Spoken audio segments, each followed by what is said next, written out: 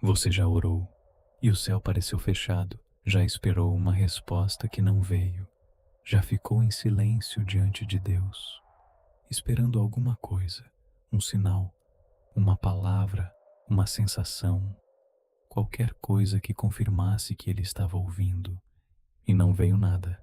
Se você conhece esse sentimento, este vídeo foi feito para você, não para dar respostas fáceis, não para dizer que você está errado em sentir o que sente, não para minimizar a dor de orar no vazio, mas para mostrar o que a Bíblia realmente diz sobre esse silêncio.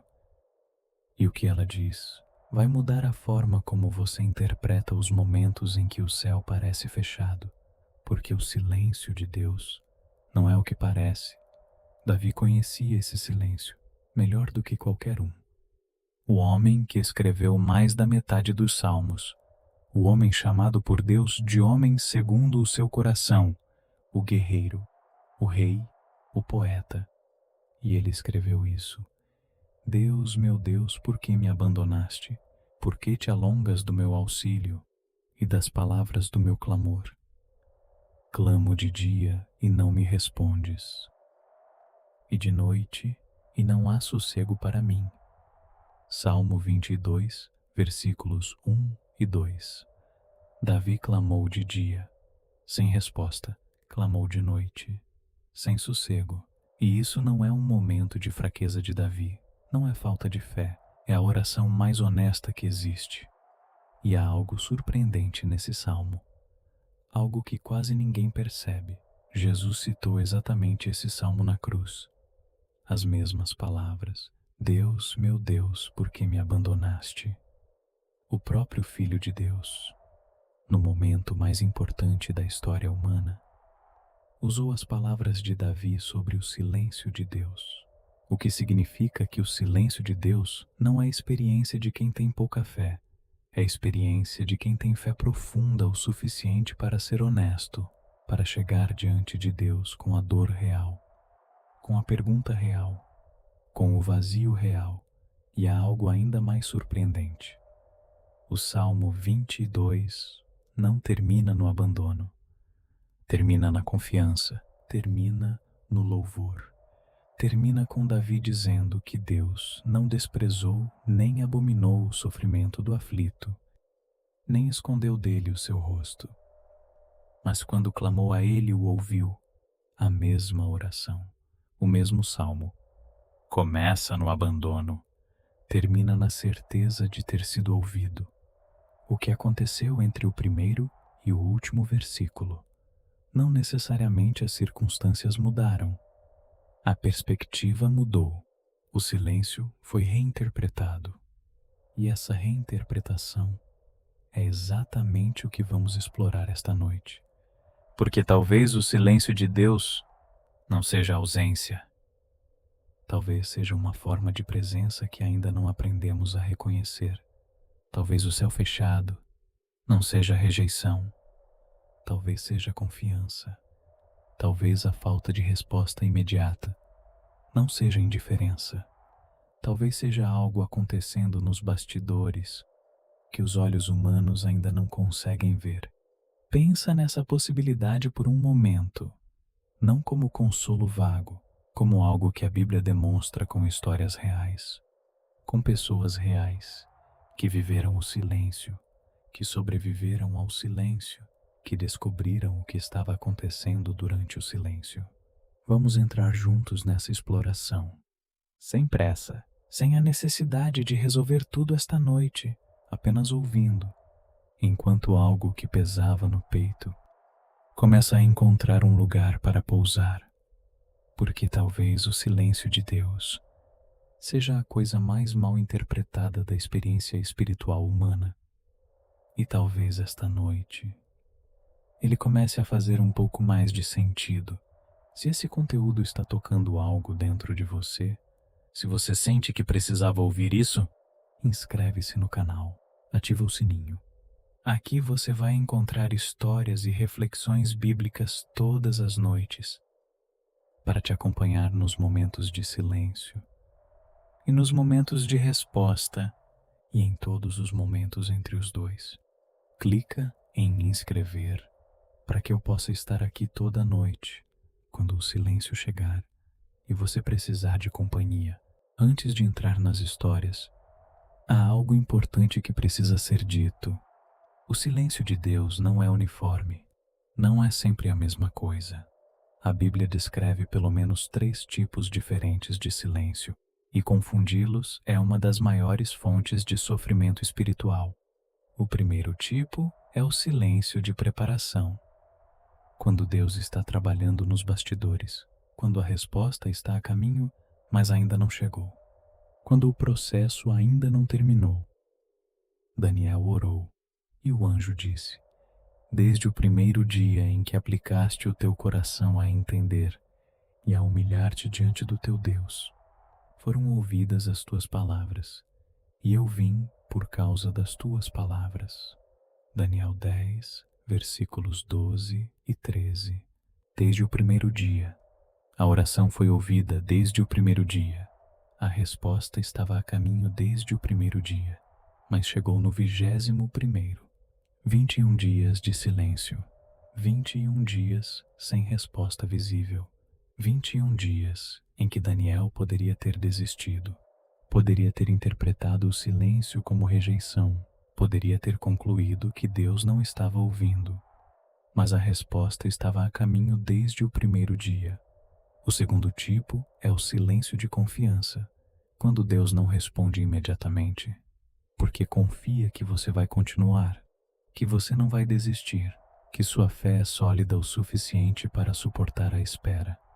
O terceiro tipo é o silêncio de propósito, quando Deus está orquestrando algo maior do que você consegue ver, quando a resposta imediata interromperia algo muito mais importante. João 11 é o exemplo mais claro disso. Maria e Marta mandaram mensagem para Jesus: Lázaro, aquele que amas, está doente. E a Bíblia diz algo extraordinário. Jesus amava Marta e sua irmã e Lázaro. E quando ouviu que Lázaro estava doente, ficou ainda 2 dias no lugar onde estava. Ficou 2 dias, não porque não se importava, não porque estava ocupado, porque amava. O silêncio era proposital, a demora era intencional, e o que aconteceu depois foi muito além do que Maria e Marta poderiam ter pedido. Não apenas cura, ressurreição. Pode deixar essa ideia existir por um momento. A ideia de que o silêncio mais doloroso que você já viveu pode ter sido exatamente isso: proposital, intencional, amoroso, preparando algo muito além do que você teria pedido. Você não precisa entender tudo agora. Pode apenas continuar ouvindo, deixando essa possibilidade pousar, enquanto a respiração vai ficando mais calma, mais lenta, mais natural. Jó conheceu o silêncio mais longo registrado na Bíblia. Não dias, semanas, meses.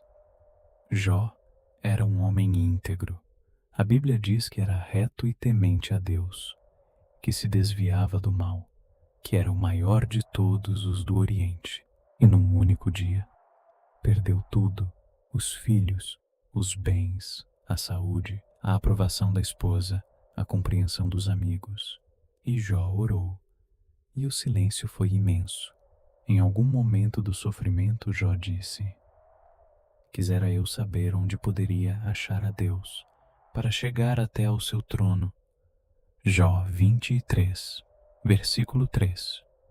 Não é blasfêmia, é o clamor mais honesto que existe. Eu quero encontrá-lo, não consigo. Onde está ele? E depois disse algo ainda mais surpreendente: eis que vou para o Oriente e ele não está lá, e para o Ocidente e não o percebo. No Norte, onde trabalha, não o vejo. Volta-se para o Sul e não o contemplo. Em todas as direções. Procurou em todas as direções e não o encontrou. E mesmo assim, no meio desse silêncio total, disse uma das frases mais poderosas de toda a Bíblia: eu sei que o meu Redentor vive. Jó 19, versículo 25. Eu sei, no meio do silêncio, no meio da perda, no meio da dor sem explicação. Eu sei que o meu Redentor vive. Não sentiu, não viu, não ouviu, sabia. E há algo que o final do livro de Jó revela sobre o silêncio. Quando Deus finalmente respondeu, não respondeu às perguntas de Jó.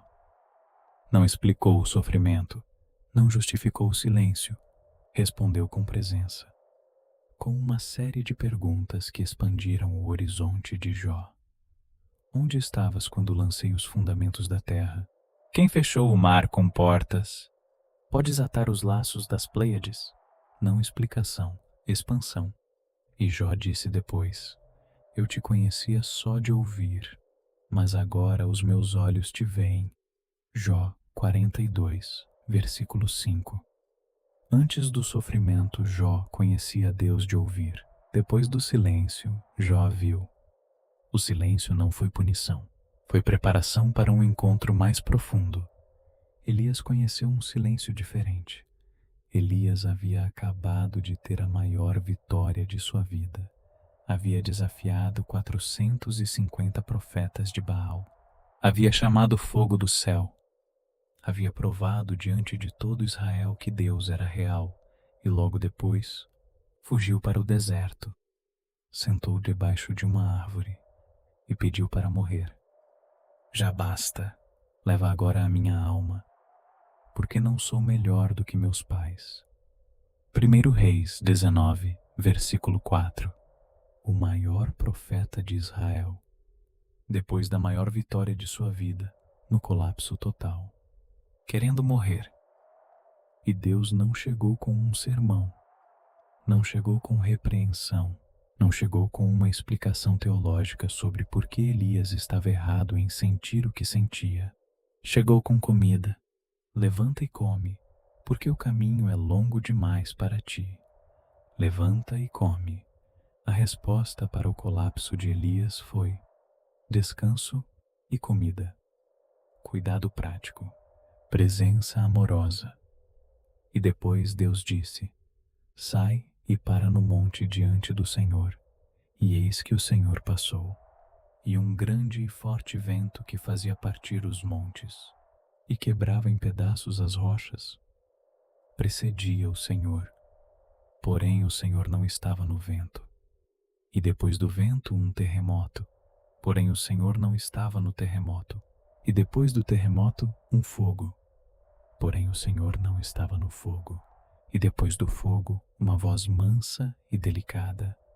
Uma voz mansa e delicada. Em hebraico, Kol Demamadaká, voz de silêncio delgado. A voz mais quieta possível, quase inaudível. Deus não estava no vento, não estava no terremoto, não estava no fogo. Estava na voz mais quieta, no quase silêncio. E isso muda tudo. Porque talvez Deus esteja presente exatamente onde você menos espera, não nos momentos dramáticos, não nos ventos e terremotos e fogos, na voz mais quieta, no silêncio mais profundo, no momento em que tudo parece vazio, mas que na verdade está cheio de uma presença que não anuncia a si mesma. Pensa nessa imagem por um momento. O silêncio que você sente quando ora e não recebe resposta pode ser exatamente o lugar onde Deus está, não ausente no silêncio, presente nele, como a voz mais quieta. Deixa essa ideia existir ao seu redor. Não como teoria, mas como possibilidade real, como algo que a experiência de Elias sugere, enquanto a respiração vai ficando mais calma, mais quieta, mais parecida com o silêncio onde Deus estava. Há um livro na Bíblia que é quase inteiramente sobre o silêncio de Deus, Lamentações, escrito por Jeremias, depois da destruição de Jerusalém, depois de tudo que o povo amava ter sido destruído. E Jeremias escreveu, até quando clamarei e tu não ouvirás? Gritarei a ti, violência, e não salvarás? Abacuque 1, versículo 2. Até quando? Não é falta de fé. É a pergunta mais honesta que existe diante do silêncio prolongado. E no meio de lamentações, No capítulo 3, no coração do livro mais sombrio da Bíblia, Jeremias escreve algo extraordinário. É a bondade do Senhor que não nos consume, porque as suas misericórdias não têm fim, renovam-se cada manhã. Grande é a tua fidelidade. Lamentações 3, versículos 22 e 23. No meio das lamentações, no meio do silêncio mais doloroso, no meio da destruição total. Grande é a tua fidelidade, não porque as circunstâncias melhoraram, porque a perspectiva mudou, porque algo dentro de Jeremias reconheceu que o silêncio não era a última palavra, que a misericórdia se renovava toda manhã, que mesmo quando Deus parecia ausente, havia fidelidade operando no invisível. E Paulo escreveu algo sobre oração que ilumina o silêncio de uma forma diferente. Também o Espírito nos ajuda nas nossas fraquezas, porque não sabemos orar como convém, mas o mesmo Espírito intercede por nós com gemidos inexprimíveis. Romanos 8, versículo 26. Gemidos inexprimíveis. Quando você não sabe o que pedir, quando não encontra as palavras, quando a oração parece vazia, quando o silêncio é tudo o que você tem, há um Espírito que intercede, com o que você não consegue dizer, com o que você nem sabe que precisa pedir, com gemidos que transcendem a linguagem. O silêncio da sua oração nunca está realmente vazio. Há algo sendo dito por você no lugar onde as palavras não chegam. E Isaías escreveu uma das afirmações mais surpreendentes sobre Deus. Verdadeiramente, tu és um Deus que se oculta. Isaías 45, versículo 15. Um Deus que se oculta, não acidentalmente, não por descuido, intencionalmente. E há uma tradição judaica que diz que Deus se esconde, não para ser abandonado na busca, mas para ser encontrado de uma forma mais profunda. Como um pai que se esconde do filho, não para desaparecer, mas para que o filho aprenda a procurar, e que quando encontra, o encontro é mais precioso do que se o pai nunca tivesse se escondido. O silêncio como convite, não como rejeição. E há algo no Salmo 46, que talvez seja a resposta mais direta que a Bíblia dá sobre o silêncio. Aquietai-vos e sabei que eu sou Deus. Salmo 46, versículo 10. Aquietai-vos. Em hebraico, rafá, soltar, deixar ir, parar de lutar, parar de tentar forçar uma resposta. Aquietai-vos e sabei. A quietude não é passividade. É o estado em que o conhecimento de Deus pode chegar. Talvez o silêncio de Deus seja um convite ao nosso silêncio, para que no silêncio de dois lados algo aconteça que o barulho impediria. E há algo que o silêncio desta noite pode fazer, que nenhuma resposta imediata conseguiria fazer. Pode te levar para dentro, para o lugar onde Deus não precisa de palavras para ser presente, para o lugar onde a voz mansa e delicada pode ser ouvida, para o lugar que o vento e o terremoto e o fogo não alcançam. Mas há algo que o silêncio de Deus revela sobre a natureza da fé, sobre o que acontece quando tudo desmorona, quando a traição vem de quem você mais amava, quando a prisão chega sem que você tenha feito nada errado, quando o esquecimento parece ser o seu destino, e ainda assim, no final de tudo, você descobre que cada detalhe foi guiado, cada dor, cada silêncio, cada momento em que o céu pareceu fechado, parte de algo muito maior do que você conseguia ver. Essa é a história de José, e ela começa na próxima noite. Por enquanto, pode descansar nessa certeza, que o silêncio não é abandono, que a ausência de resposta não é ausência de presença, que há algo acontecendo agora, nos bastidores do que você não consegue ver, desde o primeiro dia que você clamou. Há um momento em que as palavras chegam ao fim, em que o pensamento se aquieta, em que o coração simplesmente se abre, não para pedir, não para resolver, apenas para estar. Deus está aqui, no silêncio, como a voz mansa e delicada, como o Kol de Mamadaka, presente onde o barulho não alcança, real onde as palavras não chegam. Você não precisa de palavras para estar com Ele, não precisa de força, não precisa de perfeição. Pode chegar exatamente como está, com as perguntas sem resposta, com o silêncio que ainda dói, com tudo que ainda não foi compreendido. Ele conhece, Ele vê, Ele está, desde o primeiro dia que você clamou. Aquietai-vos e sabei que eu sou Deus. Em paz me deitarei e logo dormirei, porque só Tu, Senhor, me fazes habitar em segurança. Salmo 4, versículo 8. Em paz, em segurança, no silêncio onde Ele está, esta noite. Pode entregar agora.